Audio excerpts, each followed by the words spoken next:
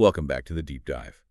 Today, we are opening up some source material that, well, it centers on a subject that's so often hidden behind layers of expectation, of resilience. We're talking about the profound realities of mental health, and specifically the experiences of Black men in America. And our main source for this is a really powerful first-person account from a man named Philip J. Roundtree.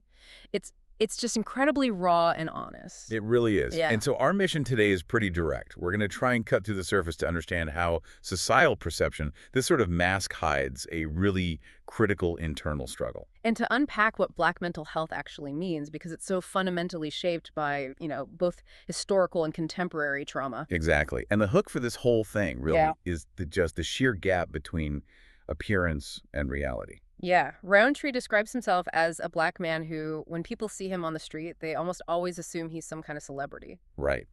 He says he gets mistaken for the NBA star James Harden all the time. Yeah. Or Donald Glover. Childish Gambino. Childish Gambino, yeah. Yeah. But the one that really reveals the most, I think, is when people compare him to Curtis Jackson 50 Cent. Right, the whole get rich or die trying persona. Yes.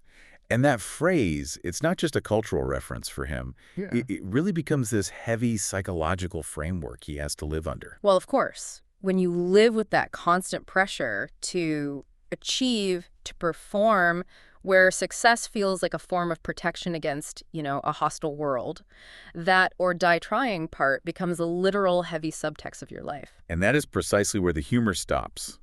Okay, let's unpack this. Yeah. Because what people don't see in the guy they think is 50 Cent Right. is Phil Roundtree, who is actively living with severe depression, anxiety, and daily suicidal ideations for 15 years. 15 years. And when we say daily, the source is, it's shockingly specific. He says 5 to 6 times a day. Every single day. Every day. He's talking about routinely, considering deliberately crashing his car on Interstate 95 just to make all the pain stop. So that external confidence, that strong presence, it's a complete disconnect from what was an ongoing internal crisis of survival. And that disconnect really brings us to the core problem he identifies in the source, It's just, which is the incredibly narrow way that America perceives and discusses mental illness in the first place. it's all stereotypes. Totally. The source points out that when mainstream media covers mental health, the images are so limited. It's the homeless person on the street talking to themselves. Or it's the white celebrity who dies by suicide. Names like Robin Williams or Kate Spade come to mind immediately. Or, tragically, it's the white mass murderer whose violence is then sort of pathologized after the fact. And Roundtree even notes that the political discourse, like a president, tweeting something aggressive, is often framed as a psychological issue. But the public conversation, it rarely, if ever, includes someone like him. A Black man who is also a father of 2, who holds a master's in exercise science, another one in social work, and is pursuing his doctorate. And that is such a crucial challenge to the stereotype, isn't it? Here's someone who has achieved all these traditional markers of success, of resilience, Right. and yet he was battling this profound, completely hidden pain. His existence, just by itself, forces us to redefine who we even allow into the mental health conversation. So we need to clarify that definition. Right. Roundtree gives us this really powerful concept, Black mental health, or BMH. He defines it not just as, an individual struggle. He calls it the individual and collective experiences that influence the wellness of a community. The key word there has to be collective. It is. It acknowledges that this trauma, it doesn't happen in a vacuum. It's shared, it's inherited, and it's perpetuated through systems. Yeah. And he says that this collective trauma is the single biggest influencer of Black mental health. And that trauma, as he lays it out, is sort of layered. There's the historical and the contemporary. You have to start with the historical, with the generational injuries, things like slavery, Jim Crow, the civil rights struggle, even the Tuskegee experiment. These aren't just bullet points in a history book. No, not at all. They create this deep-seated mistrust of institutions, especially in medicine and psychology. I mean, if your ancestors were experimented on, why would you trust a modern doctor with your mental well-being? And that historical weight, it leads right into what he calls present-day trauma. Which is amplified by media, by just seeing it all the time. This is the acute trauma of seeing people who look just like you being killed. The source mentions Botham Jean, Laquan McDonald. And the personal tragedy of XXX Concepcion. Yeah. Seeing this over and over, it creates a kind of vicarious PTSD. You're always on edge because the violence against your community, It never feels like it's in the past. And then, beyond all that collective trauma, Roundtree's story is also shaped by his own personal vulnerability. He acknowledges a genetic predisposition, his grandmother lives with schizophrenia.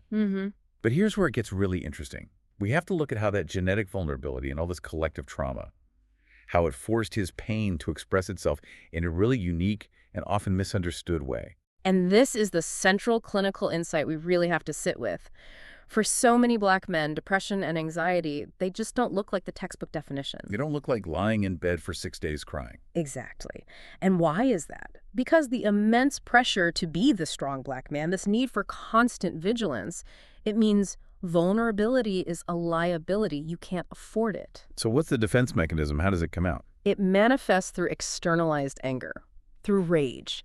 And that rage, it's like a wall. It pushes the world away. It's a survival response that's basically screaming, I am not vulnerable, do not get close, you can't hurt me. Whereas sadness, that invites compassion. And that's something they feel they can afford in environments that so often criminalize softness. And understanding this is absolutely essential for understanding the 3 major traumatic events he shares. Okay, so let's analyze these events. This idea of suppressed pain turning into explosive rage. The first one happened early. He was 13 in 8th grade. He describes the shock of seeing his mother have a nervous breakdown right there on the way to school, crying, cursing, pulling at her hair. And he's 13. He's helpless. Completely. Yeah. And the immediate societal expectation on him was just suppress it, walk into that school and perform, achieve. He talks about that survival expectation, that Black people are just supposed to be resilient.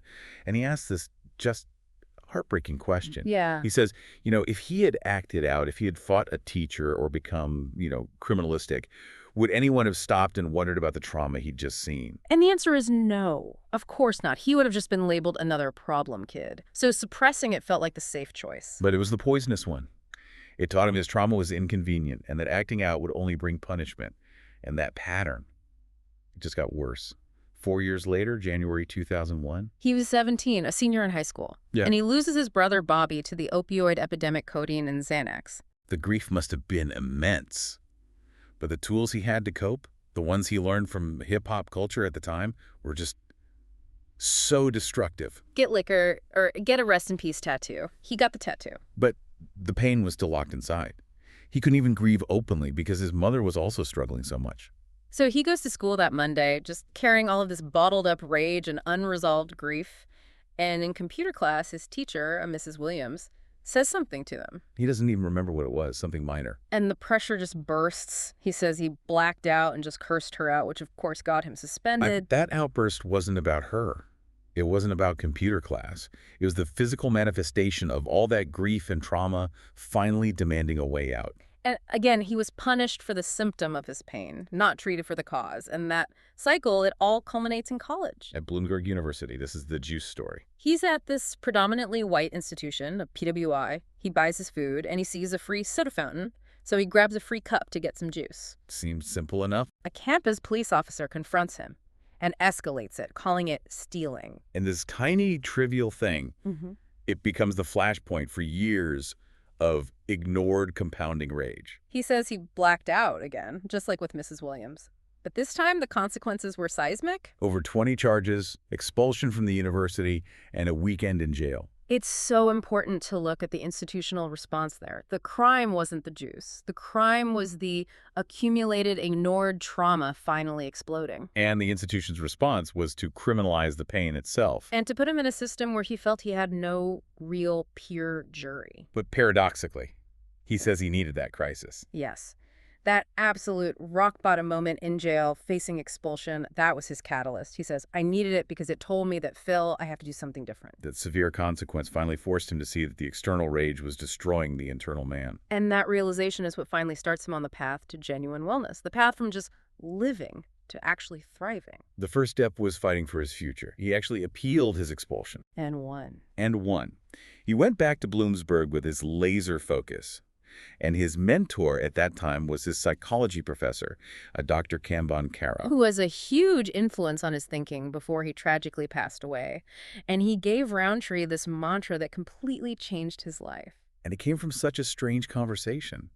Roundtree was upset that a girl he liked wasn't interested in him, even though he'd bought her sneakers and things. Right, and Dr. Kamara's advice was so simple and so profound. He just said, Phil, in life you change to get something or to keep something.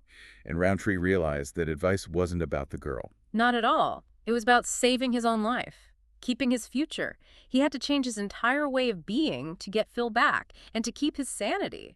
But that internal shift, it was just agonizingly slow. He figures it took him about 10 years to finally come to grips with everything and actively seek professional help. And he makes a really important point there. He says 10 years is the cited average for anyone to seek mental health treatment. But for Black individuals, he's convinced that timeline is much, much longer because of the cultural stigma, the mistrust of systems we talked about, and that whole pervasive narrative of just surviving. But the journey to thriving is finally underway for him, and he credits two main things for his current wellness. The first is medication. He says it completely quelled those daily, dangerous, suicidal thoughts. They're just gone. And the second.